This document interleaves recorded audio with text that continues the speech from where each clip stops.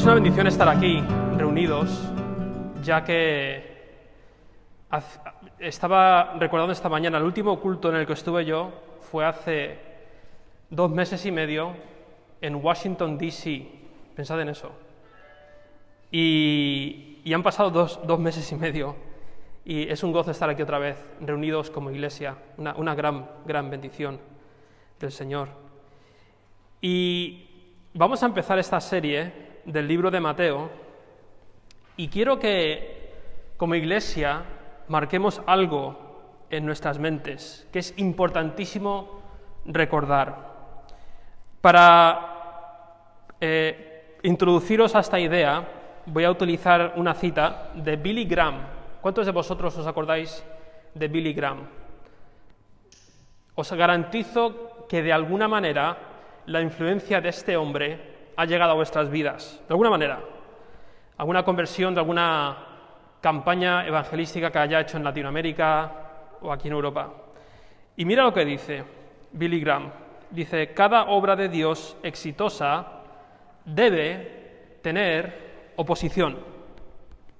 ¿Cuántos de vosotros habéis experimentado eso ya? Cada obra exitosa de Dios debe tener oposición. Hermanos, hermanas, si estamos haciendo la obra de Dios sin oposición, nos debemos preguntar si realmente estamos haciendo la obra de Dios. Leemos los evangelios, leemos Hechos, leemos las epístolas de Pablo, Pedro, leemos biografías de misioneros, testimonios de otros creyentes. Indudablemente vas a escuchar en esos testimonios que a medida que la obra de Dios ha ido avanzando, el enemigo ha presentado oposición, ¿sí o no?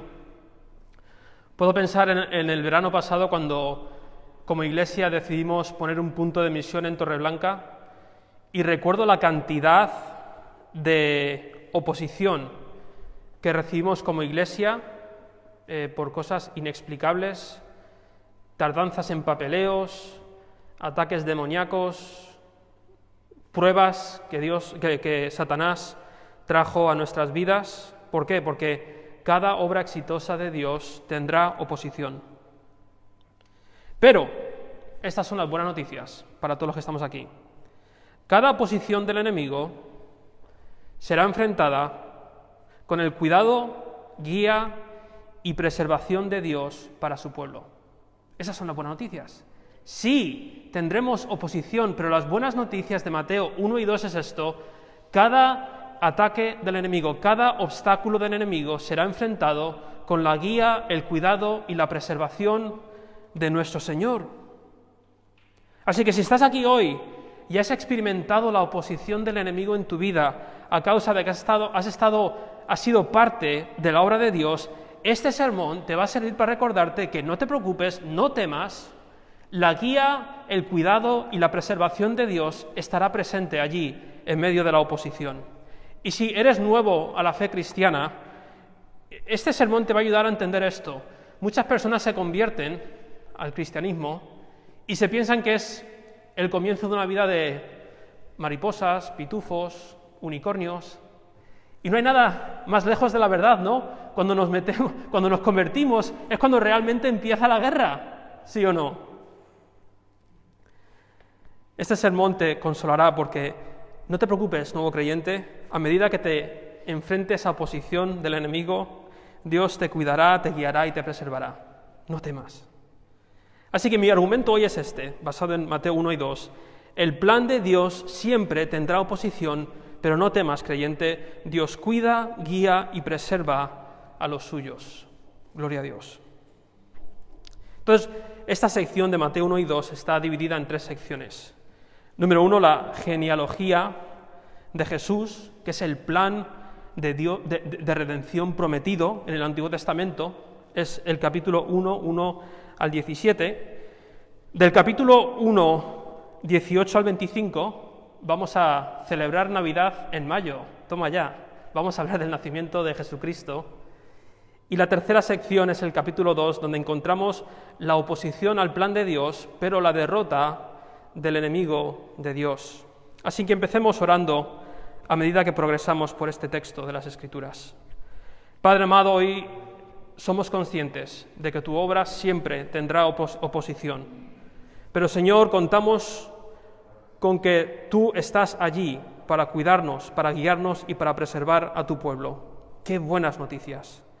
Y hoy, Señor, veremos cómo Cristo, nuestro Rey, ha vencido en la cruz al enemigo, y que sí, el enemigo da coletazos, pero su fin es seguro, así que podemos descansar en eso. Que tu palabra sea hoy de consuelo a aquellos que están en medio de la guerra, y que, Señor, seamos recordados que en Cristo tenemos a nuestro Rey. Te pedimos todas estas cosas en el precioso nombre de Jesús. Amén y amén. Entonces, no voy a leer toda la genealogía de Jesús, pero obviamente os voy a dar una explicación. ¿Cuántos de vosotros cuando leéis Crónicas, Números o las genealogías en Mateo y en Lucas decís, ¿qué propósito tienen estas genealogías? Incluso cuando nos ponemos a leerlas decimos, bueno, me voy a saltar esta sección porque no tiene ningún sentido. ¿Alguno ha hecho eso alguna vez? ¿Alguien quiere confesar? Nadie quiere confesar. Sois un montón de cristianos espirituales que veis provecho en toda la palabra de Dios. Qué bien. Pues la genealogía de Mateo es interesante porque la genealogía de Mateo destaca a dos hombres, David y Abraham. Lo dice al principio de Mateo, capítulo 1. Dice, el libro de la genealogía de Jesucristo, ¿hijo de quién? ¿De quién? De David, hijo de Abraham. Esta genealogía destaca a estos dos hombres porque estos dos hombres recibieron promesas de Dios sobre cómo el prometido rey de Israel vendría por medio de su simiente. Por ejemplo, Abraham recibió la promesa en Génesis 22, 17. Dice, de cierto, Dios hablando a Abraham, te bendeciré y multiplicaré tu descendencia como las estrellas del cielo y como la arena que está a la orilla del mar, y tu descendencia poseerá las puertas de sus enemigos. Y escuchad esto, en tu simiente serán benditas, ¿quién? Todas las naciones de la tierra, por cuanto obedeciste a mi voz. Entonces, esto nos habla un poco de la promesa, esta promesa de que un día vendría un rey, el rey Jesús. Y esta promesa no era exclusiva para los judíos, sino que desde el comienzo el enfoque de Dios ha sido hacer de todas las naciones un solo pueblo. Incluso en la genealogía de Jesús encontramos a dos mujeres gentiles. ¿Sabéis quiénes son? ¿Quién? Rahab y Ruth, dos gentiles que forman parte del linaje de Jesús. Pensad en esto, dos gentiles, y no cualquier gentiles, una viuda moabita, Ruth, que había sido aislada, marginada de su comunidad, y ahora parte del linaje ¿de quién? Del Rey Jesús. La simiente de Jesús está compuesta por gentiles desechados que Dios incluye en su gran plan de redención y continúa siendo igual, ¿no? ¿Os acordáis de las palabras de Pablo a los Corintios? Dios escoge ¿qué? Lo débil, lo desechado de este mundo para avergonzar a los sabios. Entonces vemos en la simiente de Abraham este enfoque global a las naciones. Y después, la segunda promesa es hecha a David, en 2 Samuel 7, cuando dice, y cuando tus días sean cumplidos y duermas con tus padres, dice Dios a David, yo levantaré después de ti a uno de tu linaje, el cual procederá de tus entrañas, y afirmaré su reino.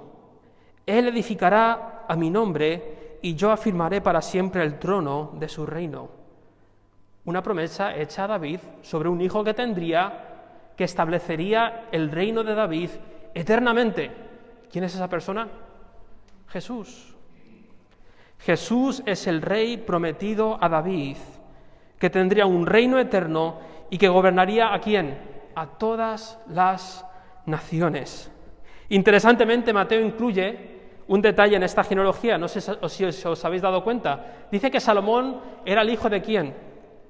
De la mujer de Urías, Betsabé. ¿Os acordáis de esa historia, no? David adultera con Betsabé y después mata a Urías para cubrir su pecado, pero, como suele hacer Dios, Él hace de líneas torcidas líneas rectas. Dios nos añade a su pueblo a través de ¿qué? De nuestros errores, o a pesar de nuestros errores. Como vemos aquí en esta genealogía, leemos de 2 mujeres que eran marginadas de la sociedad, Tamar y Fares, también que formaron parte de la genealogía de Jesús. Es interesante esta genealogía, quién la compone y a quién nos apunta. Un gran rey que vendría a reinar ¿a quién? A gente de todas las naciones. Pero lo más importante es esto. Mateo nos presenta a Jesús como la culminación de todo lo que el Antiguo Testamento prometía. ¿Con qué empieza la genealogía? Con Abraham, Génesis, ¿no? ¿Y con qué termina? Con el exilio babilónico. Desde Génesis hasta el final del Antiguo Testamento, todo apunta a este hijo de Abraham que bendeciría a todas las naciones y este hijo de David que reinaría eternamente sobre todas las naciones. Entonces, ¿veis el enfoque de Mateo 1? Un rey prometido que viene a reinar sobre las naciones. Ahora os voy a enseñar un truquillo que podéis aplicar a otros libros de la Biblia. Id al final de Mateo. Os voy a hacer un spoiler de cómo termina la historia de Mateo. Mateo capítulo 28. Mirad cómo termina Jesús después de su resurrección. Versículo 18 del capítulo 28 dice: Y Jesús se acercó y les habló diciendo: Toda potestad me es dada en el cielo y en la tierra. ¿Qué quiere decir esa frase? Toda potestad me es dada en el cielo y en la tierra. Soy rey. Toda potestad es mía. Por tanto, ¿qué? Id y haced discípulos ¿de dónde? De todas las naciones. El libro comienza con el rey prometido que reinaría las naciones y Mateo termina ¿con qué? Con el rey triunfante que envía, comisiona a sus discípulos a ir ¿dónde? A las naciones. Hermanos, esta es la línea melódica o es la música que va a tocar en todo el libro de Mateo. El libro de Mateo se trata de esto, del rey prometido que vino para hacer discípulos de todas las naciones. Todo lo que vamos a leer ahora en Mateo, ahora no os preocupéis, las siguientes semanas, va a tratar sobre cómo Jesús es el rey prometido y cómo Él viene a rescatar a gente de todas las naciones. Así que, como aplicación, hermanos, cuando leáis el Antiguo Testamento, algo que nos cuesta mucho, ¿sabéis qué? El libro más leído de la Biblia es el libro de Génesis, porque otras personas empiezan el año leyendo Génesis y no terminan, ¿no? Ahí se quedan todos los años. Cuando leas el Antiguo Testamento, conecta cada pasaje, cada historia, cada personaje con este hilo conductor que unifica todas las Escrituras con la persona de Jesús como el Rey Divino que vino al mundo a rescatar a pecadores de todas las naciones. Siempre lee el Antiguo Testamento con eso en mente, ¿vale? El Antiguo Testamento no se trata principalmente de ti, se trata de ¿quién? De Jesús. En segundo lugar, recuerda esto, el plan de Dios desde el principio fue incluir a toda nación, lengua y tribu en este plan de redención. Hermanos, los gentiles no somos el plan B de Dios, ¿lo entendéis, no? No fue que Jesús intentó con los judíos hacer un plan de redención y como fallaron, ahora escoja a los gentiles. No, desde el principio, como hemos visto en Génesis, el plan de Dios ha sido ¿qué? Que toda lengua, toda nación venga a un reino, el reino celestial. Y número 3, como consuelo para todos. Hermanos, recuerda que el plan de Dios siempre ha involucrado a escoger lo menospreciado, marginado de este mundo, para hacer de ellos su pueblo y para incluirlos en su plan de redención. Ruth, Rahab, Betsabé, mujeres desechadas, acusadas y marginadas, pero que ahora forman parte del linaje del Rey de Reyes. Pensad en eso. Así que este es el plan que cumple Jesús, el plan de redención. Y ahora vemos el plan de redención culminado, versículo número 18. Dice, el nacimiento de Jesucristo fue así. Y nos cuenta la historia de cómo Jesús nació. José y María, una pareja comprometida, así comienza la historia. Y es interesante que en el libro de Mateo, la narración del nacimiento de Jesús está centrado en José. En cambio, si vamos a Lucas, el nacimiento de Jesús está centrado ¿en quién? En María. Hay una óptica diferente en cada evangelio. Pero lo interesante es que José, el hijo de David, es interesante que habla de José como ¿quién? Hijo de David, cuando el ángel habla con él, apuntando a este linaje, está comprometido con una joven virgen llamada María. Pero resulta que de repente se queda embarazada. Y obviamente, como cualquier novio que se entera que su novia se ha quedado embarazada sin haber tenido relaciones sexuales, pues te preocupa un poquito, diría yo, ¿no? ¿Por qué? Porque en esos tiempos, y debería ser igual hoy en día, cuando alguien se queda embarazada sin estar dentro del matrimonio, es algo escandaloso. Hemos perdido eso hoy en día, ¿no? En nuestro mundo, en este siglo XXI tan moderno, pero es escandaloso cuando alguien comete fornicación. Lo entendemos, ¿no? Y José, siendo un hombre justo, como dice Mateo, se preocupa por ello, pero como es un hombre tan justo, él decide dejarla secretamente, porque él sabe que si le pillan, ella va a quedar como marginada por el resto de su vida, fuera de la comunidad. Entonces, procura dejarla secretamente, pero mirad lo que sucede, porque esto va a suceder 5 veces en estos versículos que estamos leyendo. Dios interviene por medio de ¿qué? De un sueño. El ángel se aparece, le tranquiliza diciendo que este bebé es obra de Dios, obra del Espíritu Santo, y que debe de ponerle como nombre ¿qué? Jesús. ¿Por qué debe de ponerle como nombre Jesús? Pues el ángel lo responde, porque éste salvará ¿a quién? A su pueblo de su pecado. Jesús significa Salvador. Esto nos lleva de vuelta a 2 lugares en las Escrituras. Primero nos lleva a Génesis 3:15. Después de que Adán y Eva caen, ¿os acordáis? ¿Qué promete Dios a Adán y Eva? Que por medio de la simiente ¿de quién? De la mujer, nacería ¿quién? Aquel que rompería la maldición del pecado. Pero también pone a Jesús como un liberador, como un Moisés, que salva a su pueblo de un reino oscuro, pecaminoso. ¡Qué grandes noticias para José! Pero tal es el temor de José, que a pesar de recibir estas sorprendentes noticias, decide hacer algo. Decide no tener relaciones con su prometida hasta que nace Jesús, porque es un hombre preocupado por la santidad y que es temeroso de Dios. Que Dios nos dé ese mismo deseo por la piedad. Pero Mateo 22 nos deja claro que todo esto ocurre ¿para qué? Para que se cumpliese la palabra del profeta. Otra ayuda a medida que leemos el libro de Mateo. Todas estas cosas son introductorias al libro de Mateo y nos van a ayudar a medida que leemos Mateo. ¿Sabéis que Mateo cita el Antiguo Testamento 68 veces? Y que en 12 ocasiones dice, y esto se cumple para que la profecía del Antiguo Testamento sea cumplida. ¿Qué está intentando hacer Mateo? Mateo nos está intentando decir esto: Jesús es el Rey prometido del Antiguo Testamento. Y lo dice una y otra y otra y otra vez, para que nos quede claro, Jesús es el Cristo, no hay otro Cristo. No busquéis en otro lugar, este es el Jesús que os puede salvar. Él viene para traer algo nuevo y mejor de lo que había en el Antiguo Pacto. En este caso, la profecía hace referencia a Isaías 7:14, donde una virgen concebirá y dará a luz un hijo y llamará su nombre ¿qué? ¿Cuál es el nombre? Un nombre tan conocido aquí en Sevilla. Emanuel, o Manuel, o Manolo. Emanuel, ¿qué quiere decir Emanuel? ¿Qué quiere decir? Dios con nosotros. Esto es algo novedoso. ¿Dónde tenían que ir los creyentes del Antiguo Testamento a estar con Dios? ¿Dónde? A un templo. ¿Y quién podía entrar al lugar santísimo? Un sumo sacerdote. ¿Cuántas veces al año?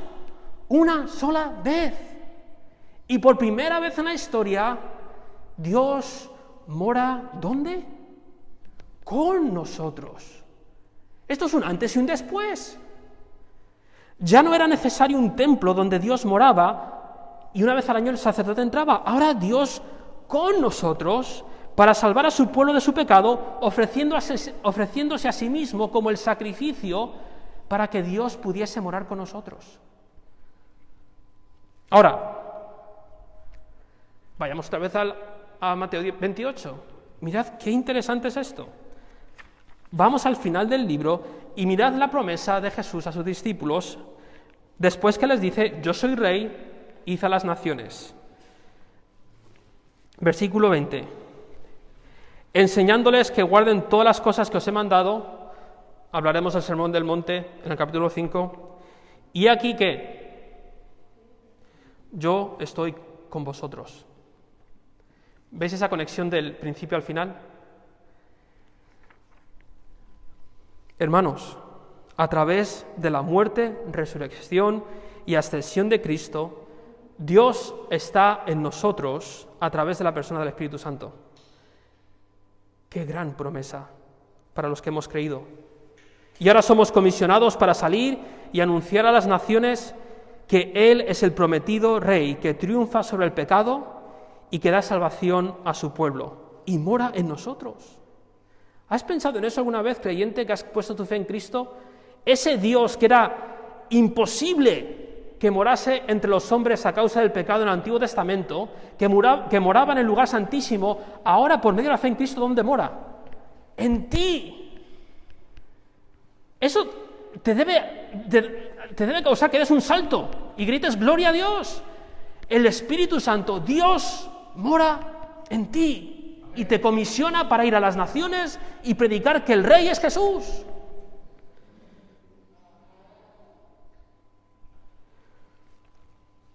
Pero tenemos una aún mayor promesa a la que podemos abrazarnos en medio de la oposición. Un día, de acuerdo con Apocalipsis 21, moraremos en el reino donde no solamente Él morará en nosotros, sino que moraremos con Dios. Mira lo que dice el Apocalipsis 21. Dice que en el reino eterno no hay templo, no hay un templo. ¿Por qué? Porque el Señor Dios Todopoderoso es el templo de ella y el Cordero. Un día todas las cosas pasarán y ya no habrá templo, no habrá muerte, no habrá sacrificios. Todas estas cosas tenían su lugar y belleza, apuntarnos a Cristo, pero ahora Jesús mora en nosotros y un día Él lo renovará todo y moraremos con Él eternamente. Gloria a Dios. Gloria a Dios.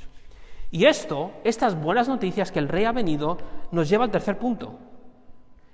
¿Quién crees que va a estar extremadamente airado de que el Rey ha venido?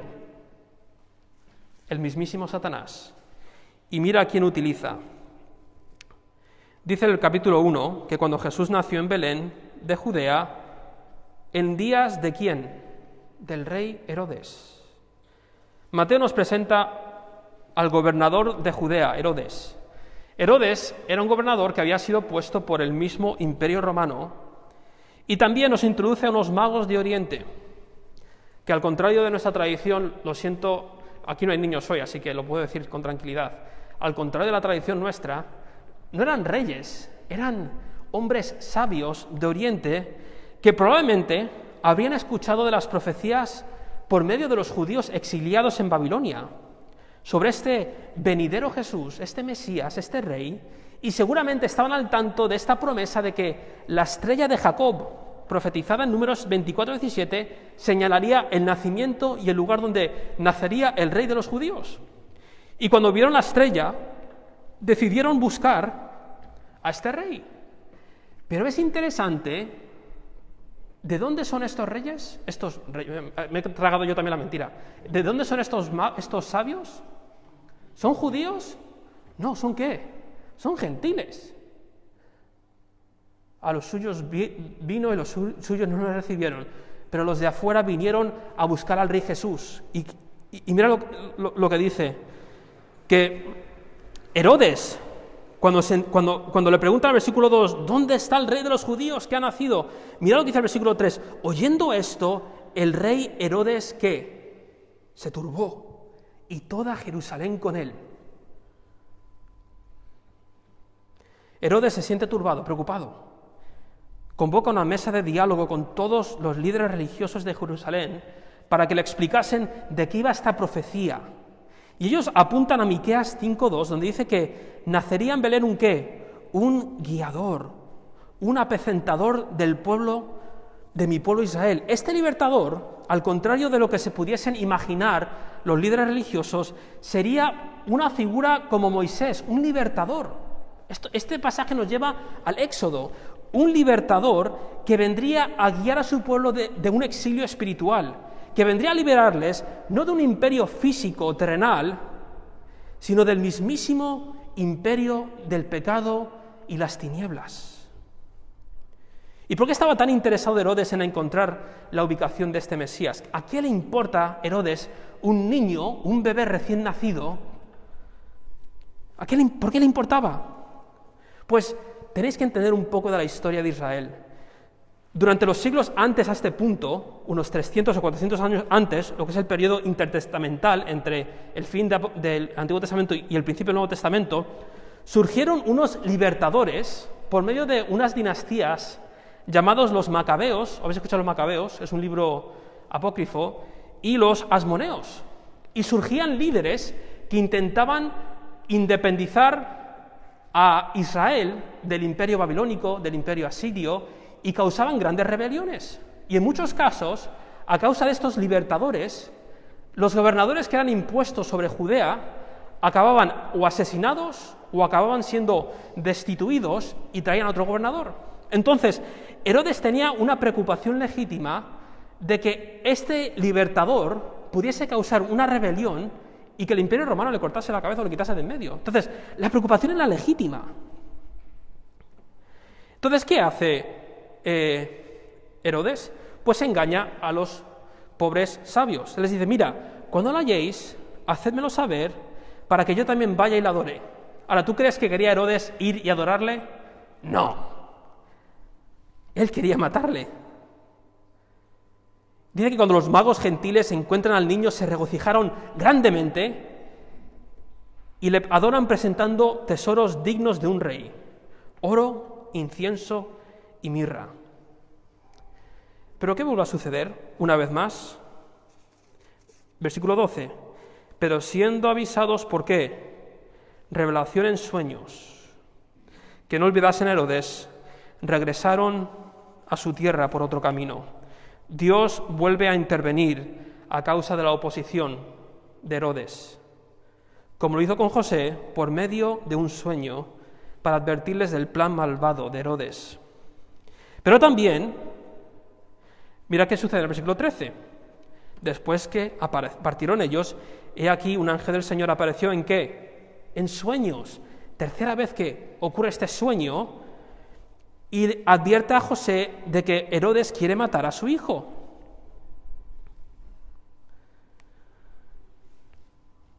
Y menciona un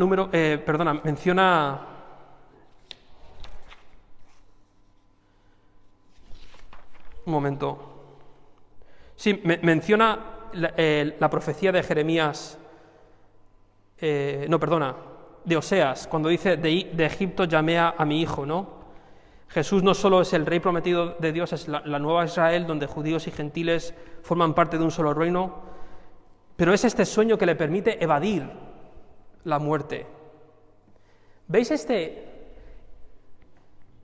constante ataque hacia la simiente de Jesús en las Escrituras? ¿Quién ha leído el libro de Ruth aquí?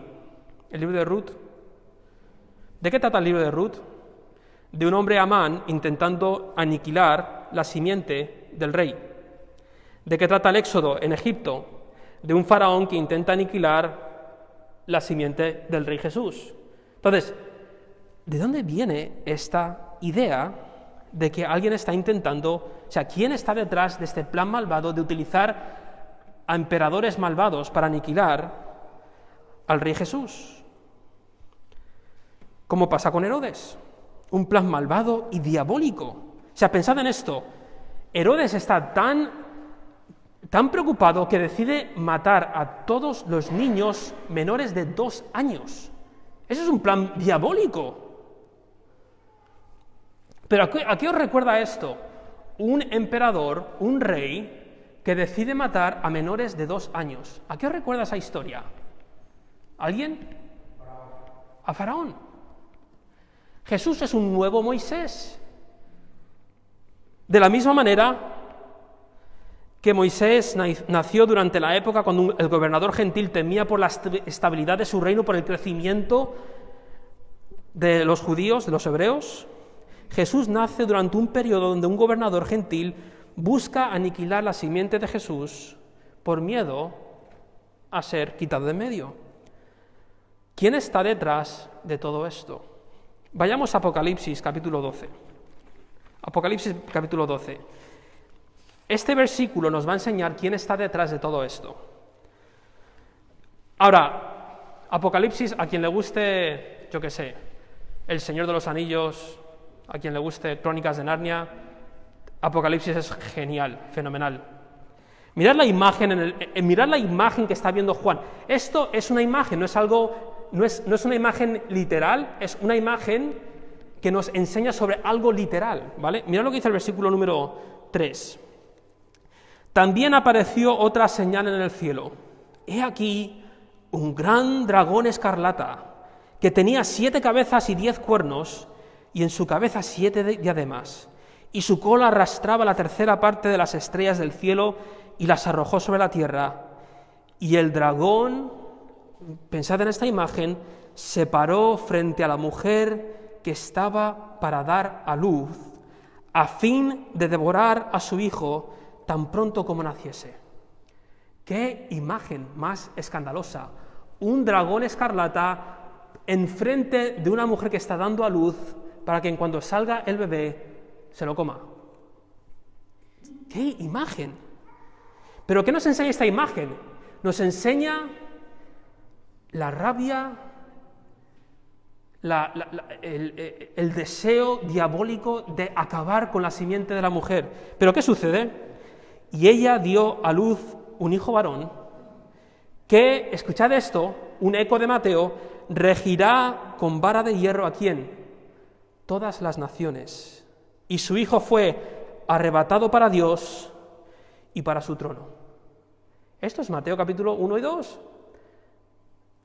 Herodes, consciente o inconscientemente, yo creo que era inconsciente, yo no creo que Herodes era un gentil pagano.